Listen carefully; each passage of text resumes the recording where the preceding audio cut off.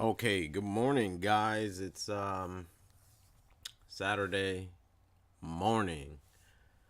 I was just inspired to make a video about virtual wholesaling. So I've done a few virtual wholesaling deals. Actually, my first deal was like a virtual wholesaling, even though it was a local deal.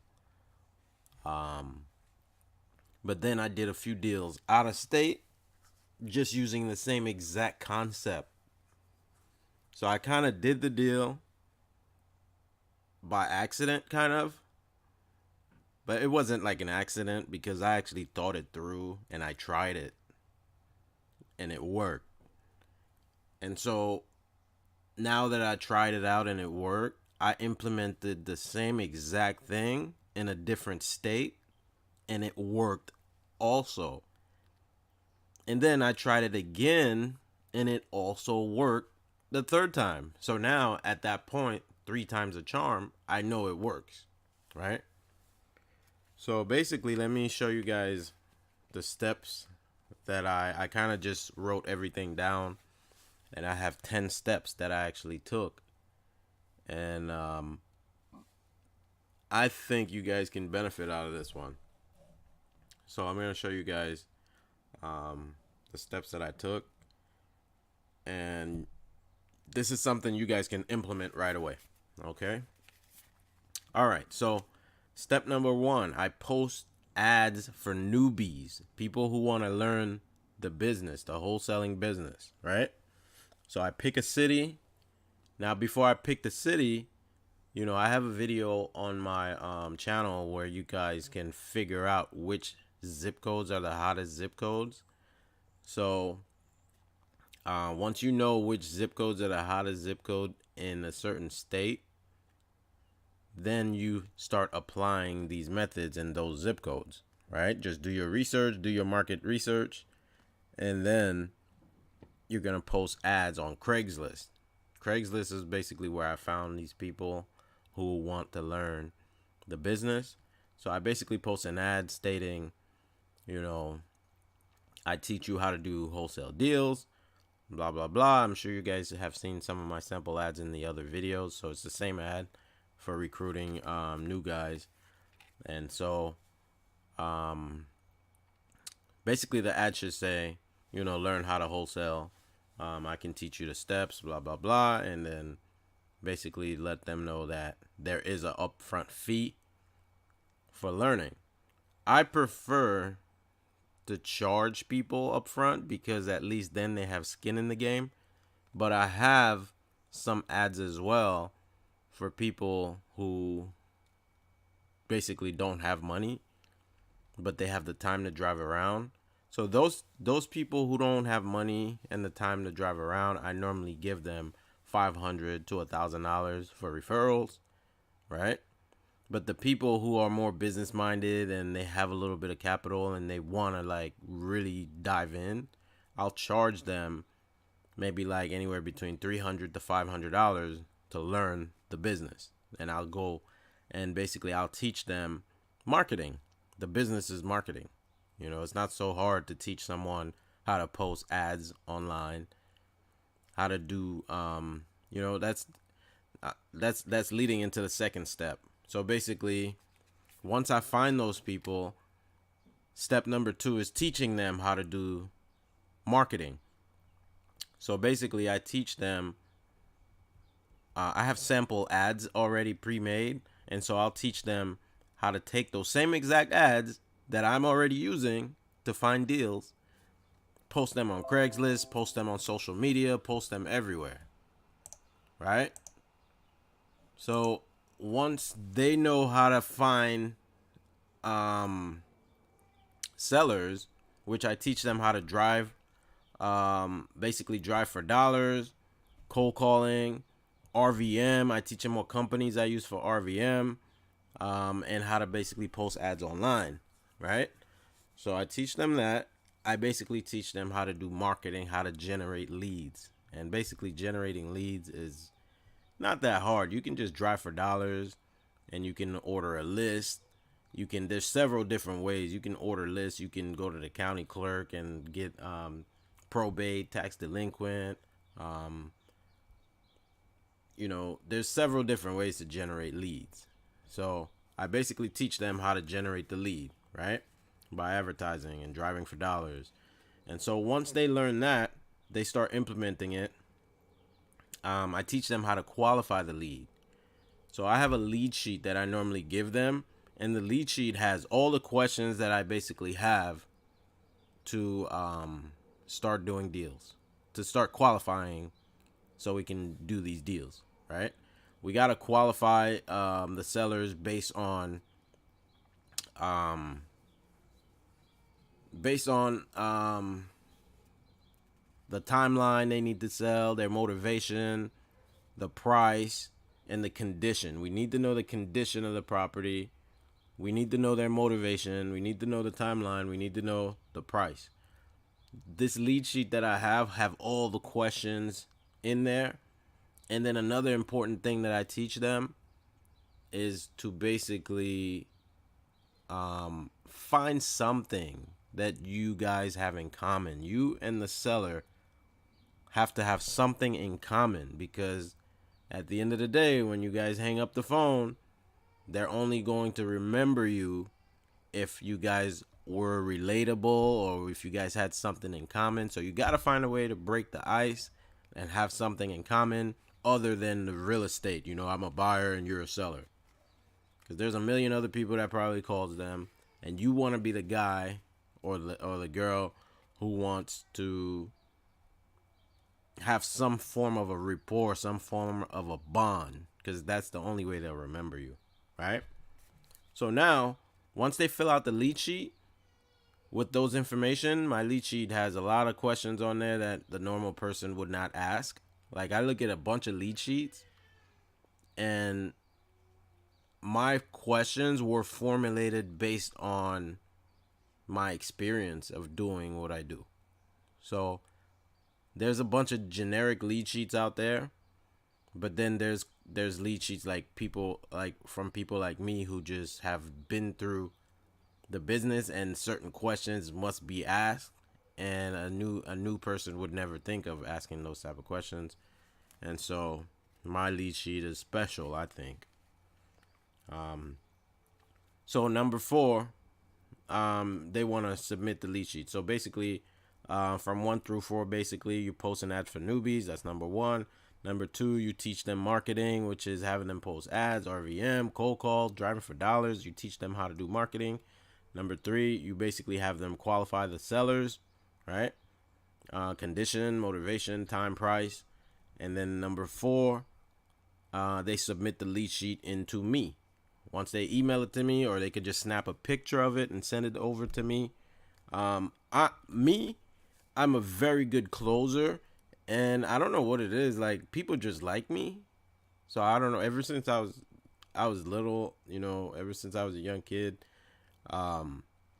people always liked me for some reason. People would always, I don't know if I just attract people. People always come to me and tell me their problems. People always, like, I don't know. I'm one of these people. Like, if I'm in the group and I'm silent and everybody else is in the room too,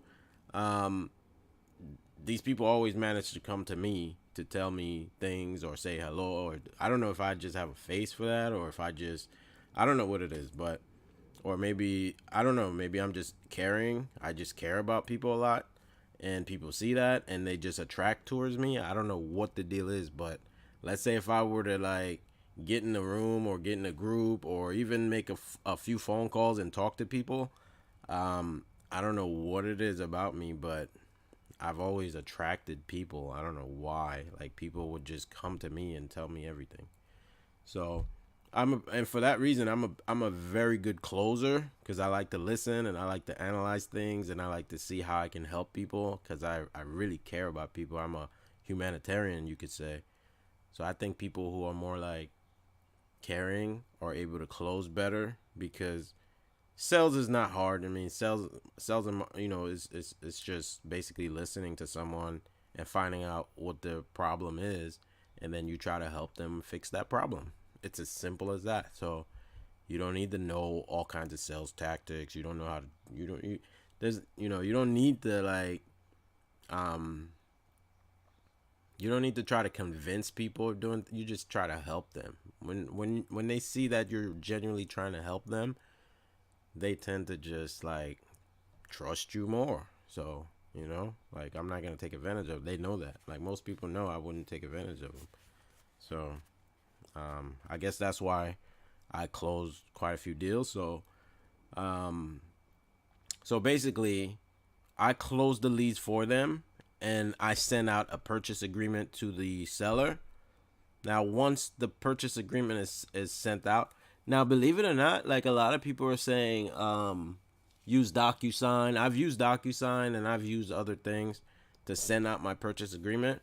But last deal I did, what I did was, on the purchase agreement, I just basically type all digital signatures are legal and binding, and I sent it out to the to the seller, and they actually signed it and sent it to the attorney, and the attorney accepted it. So that bypassed the whole DocuSign thing, because I did some research first, and I was like, wait a minute, how is DocuSign making all this money? And I read somewhere on Google, that if both parties consent to digital signatures being legal and binding, that's what makes it legal. And the third party is aware of this, which the third party would be the attorney. So then, if both people are aware that digital signatures are legal, and then there's a third party involved, because DocuSign is actually acting as a third party. Why do we need DocuSign when the attorney could be the third party? Because that's a legal, person, right? So I tried that without using DocuSign, and lo and behold, the attorney closed the deal. So at that point, I was like, wow. So I don't really need to use DocuSign anymore. All I need to put is right above where it says signatures, right at the end of the purchase and sell agreement, where people were, at the bottom where you have to sign. I just basically write in bold print, all digital signatures are legal and binding. And that way I just type my name, and then I send it over, and then they type their name and send it right back. And then once I have that, I forward, when it's time to close, I'll forward that agreement to the attorney. And attorneys haven't had any issues with that. So that's a way I think I bypass. I don't know if that's legal in every state, but try it. And if they say it's illegal, or if it's not legal in your state, then you can go ahead and send it through DocuSign again, because I'm sure the seller don't mind signing again, if they need to sell. So that was basically what I did, and it worked, and I've been doing it that way ever since. That's just a golden nugget for you guys, to save yourself some money on DocuSign, because I try to avoid anything that's continuously monthly unless it's highly beneficial to me. So I don't want to keep paying everybody monthly fees and every month. I don't want to do that. So if I don't have to, I cut that fee out, So in that case, it worked. Now, this was in West Virginia. I did a virtual wholesale deal out there. So it went through, and it was fine. The attorney closed. I got my funds. So I think as long as both parties are agreeing to it, it's totally fine. So you don't really need DocuSign, I don't think. Okay, so now once I sent out the purchase agreement, the purchase agreement is signed and sent back to me, and now my boots on the ground starts putting out for sale by owner signs all around the property and all around the neighborhood. I try to get all the major intersections where there's high traffic, and I'll put for sale by owner on these bandit signs. And then also I do marketing. I do marketing online, like on Craigslist, and then I have the boots on the ground also um, go to real estate investment clubs and basically push the deal. So basically they're pushing the deal and I'm pushing the deal, right? Okay, so that was number 6. Number 7, we try to put a lockbox on the property if possible, right? Because that's how we're going to get our buyers to just go in the property without us having to be there all the time, because a lot of the new guys, they still have jobs and they just can't meet with the seller, with the buyer. And so for that reason, we try to put a lockbox on the property. We ask the homeowner, can we put a box on there, because we have some contractors. And sometimes you're not going to need to put a lockbox, because if the house is not vacant, you just orchestrate showings with our buyers with the homeowner. And now the way we do that is I tell the homeowner, listen, I have a contractor stopping by to give me quotes on repairs.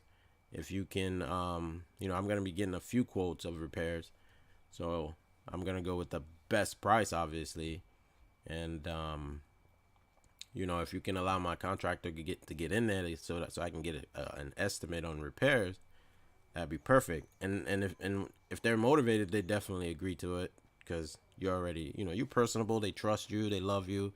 Most people, they love me for some reason. So they love me. And so they let me do whatever I want. Okay. So now, once my buyer gets in the property and sees the property, they're either going to tell me, they love it and they're ready to move forward, or they don't love it. Then I'll ask them, why don't they love it, and what price would they pay for it?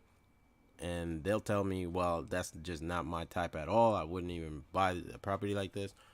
I've had the last deal where I had one person tell me, yeah, this just, I just wouldn't buy anything like that. And then the next person tells me they'll take it. So now, after that, after they tell me that they'll take it, so I'll have them go to the attorney and have the attorney collect a non-refundable deposit from them. So once the attorney collects a non-refundable deposit from them, it's basically a done deal. So the attorney basically takes over from there. The attorney sets up a closing date, and then the attorney sends a wire transfer. Once the wire transfer is sent, boots on the ground gets paid, and then that's basically it. Those are the 10 steps that I normally use, and that's how we made it happen. So basically, to recap, post ads for newbies. That's number 1, which is your boots on the ground to learn wholesale. Number 2, you want to teach them the marketing. Once they learn their marketing and start implementing it. Number 3, they qualify the leads, right? Once they qualify the sellers, number 4, they want to submit the lead sheet into me. Once they submit the lead sheet into me, I basically run comps and look at the numbers. And if it fits within the numbers, you guys should know the numbers already. 70% minus repairs minus assignment fee. That's the offer. So you guys should know that by now. But once that's sent to me, then I send out number 5. I send out the purchase agreement to the seller. Once number 6, once the purchase agreement is signed, boots on the ground, puts out for sale by owner signs, right? We start marketing the property. Number 7, we try to put a lockbox on there. So our buyers could actually get access to the property. And then number 8,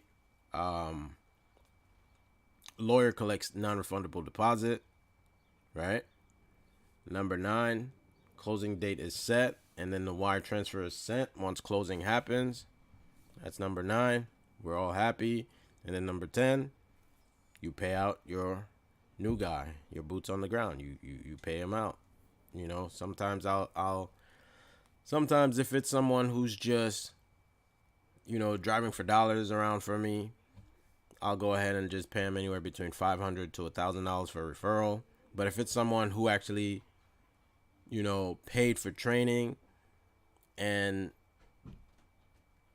I mean like like I actually give them real training. The people who actually paid anywhere between $300 to $500 to sometimes, you know, I have specials and it's 300, but normally it's $500.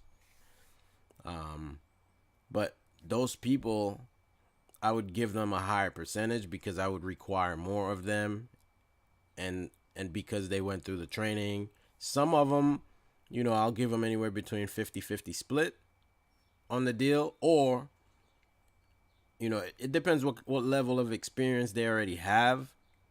So it depends. Like I'll work like some of them I'll work a 70-30 split.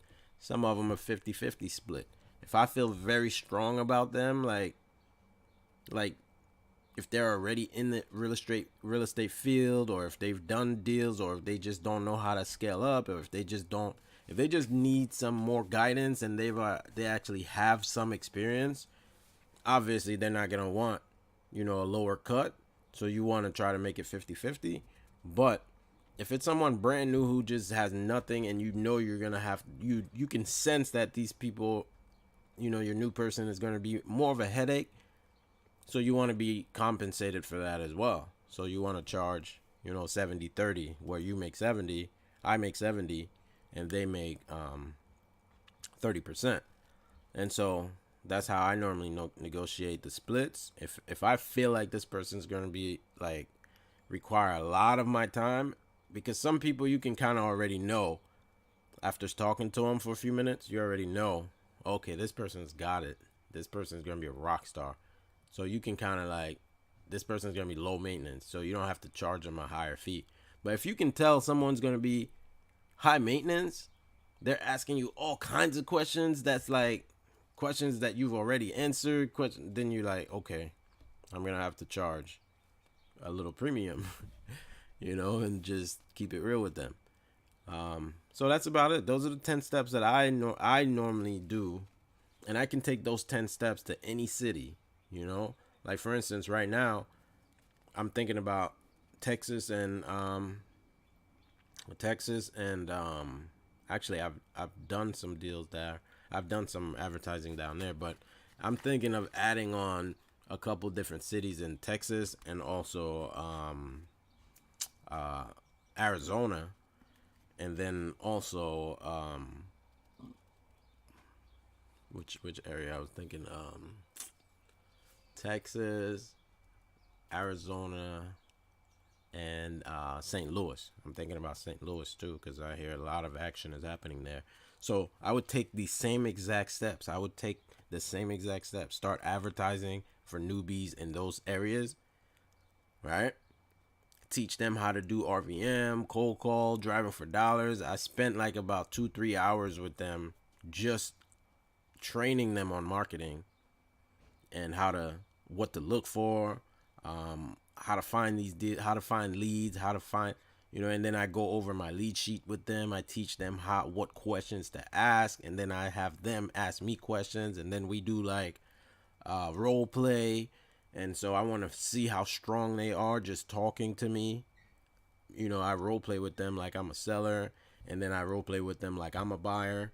And so you know, I try to put 3-4 hours in them up front, and then after that it's continuous education. Everything I learn, I try to dump into them in small increments, because you don't want to overwhelm them up front. So I try to put different things into them as time goes by, and then from there they submit the lead sheet to me.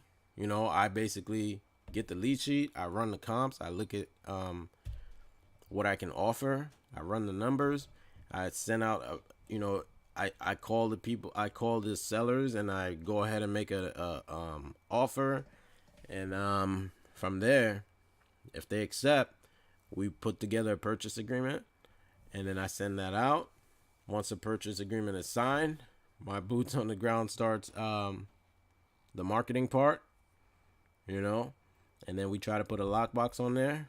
Then once we get our buyer, then I send everything out to the attorney, and then they bring a non-refundable deposit to the attorney, and then closing date is basically set, and then wire transfer is sent to my bank account. Once that happens, I contact my boots on the ground, and I send them a check.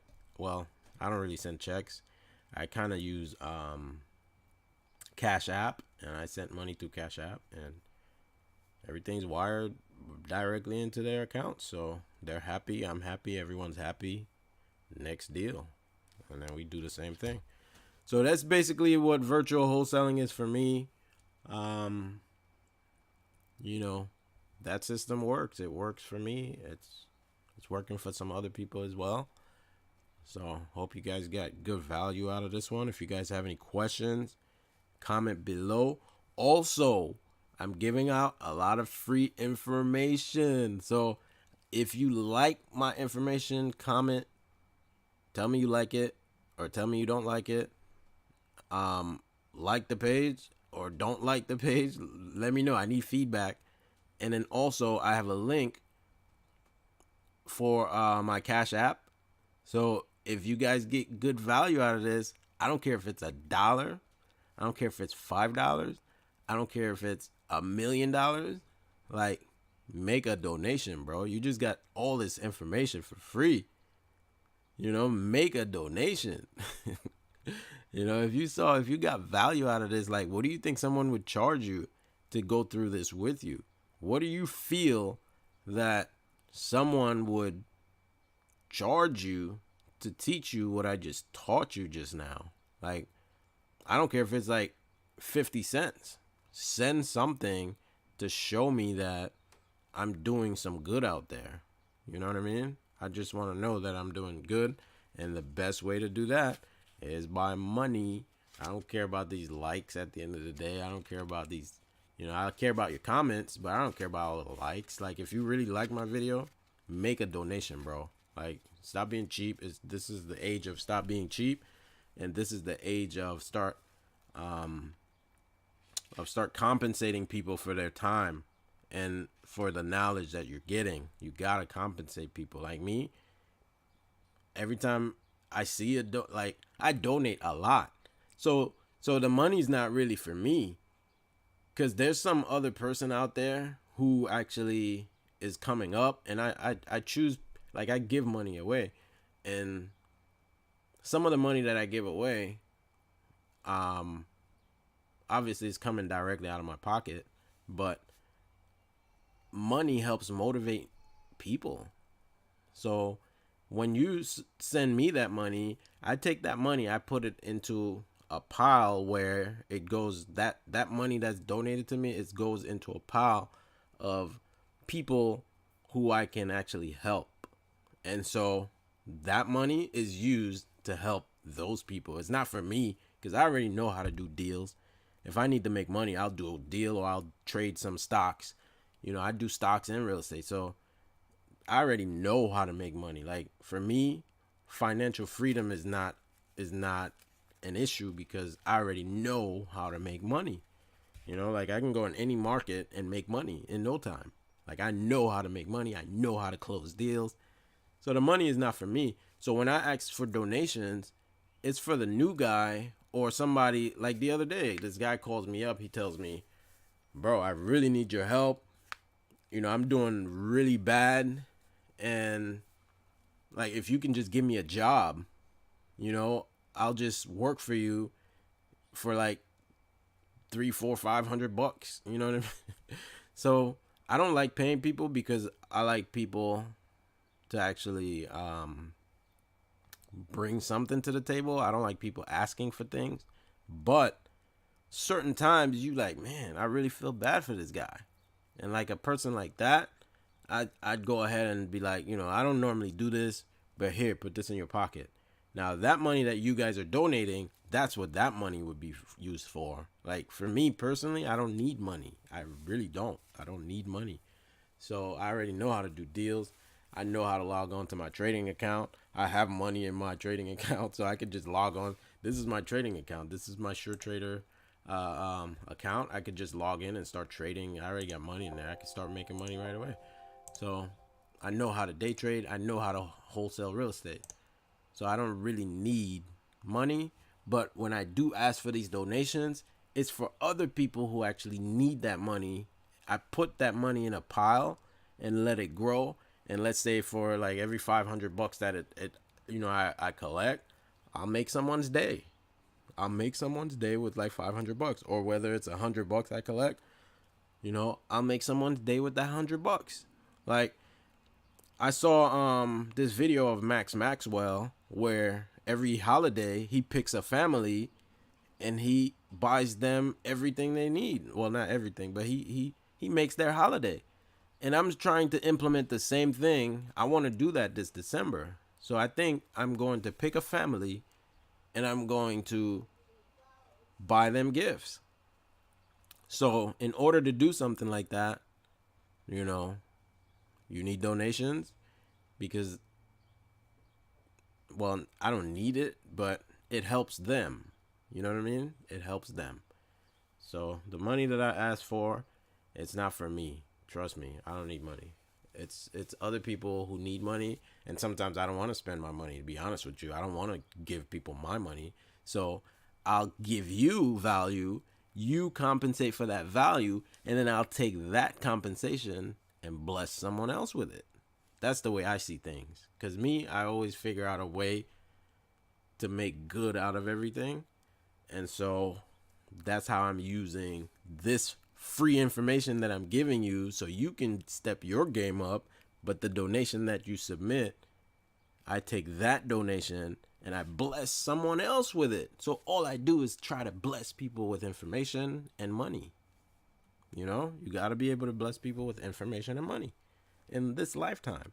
In order to step up the next generation, we need to pump people with information, quality information, and money. Like, if you don't understand that, then I don't know what else to tell you. Like, donate some money, because that money is used to bless other people, like people who don't have as much, or people who just needs help, bro. Like, everybody needs help. People need help, I don't like giving people away money, but in certain instances, they really need it. Sometimes it's not their fault that they're in the position that they're in. Sometimes life happens. Sometimes someone dies on you. You might buy a house and then expect your family to just, your wife or to help you with the mortgage. And then all of a sudden your wife gets sick and dies. You wasn't expecting that. Something like that happens. Now your spouse is dead. And now you have all these bills that were designed for two people to pay. That's not your fault. And those type of people need help. Or maybe a child dies. Or maybe there's a bunch of different situations. Maybe like in my, well, I'm not going to get into my personal. But some people have, they're young kids, young adults, 14, 15 years old. And then all of a sudden their mother and their father dies. In like a bad car accident, or maybe whatever, a bad illness.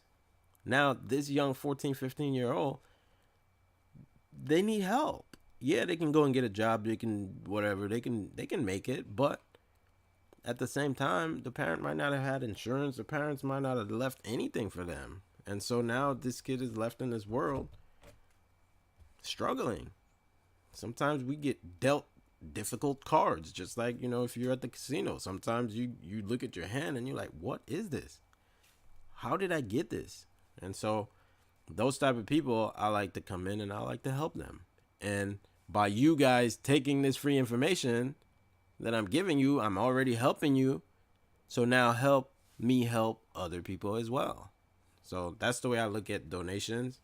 So if you guys look at donations this way, donate. You know what I mean? All right, guys, that was how I do my virtual deals. If you learn from that, again, donate, comment. If you're stuck somewhere or if you have additional questions, comment below, and I will try to reply. Okay, that's it. I didn't want to make the videos too long, but for some reason my videos are long. All right, guys, enjoy.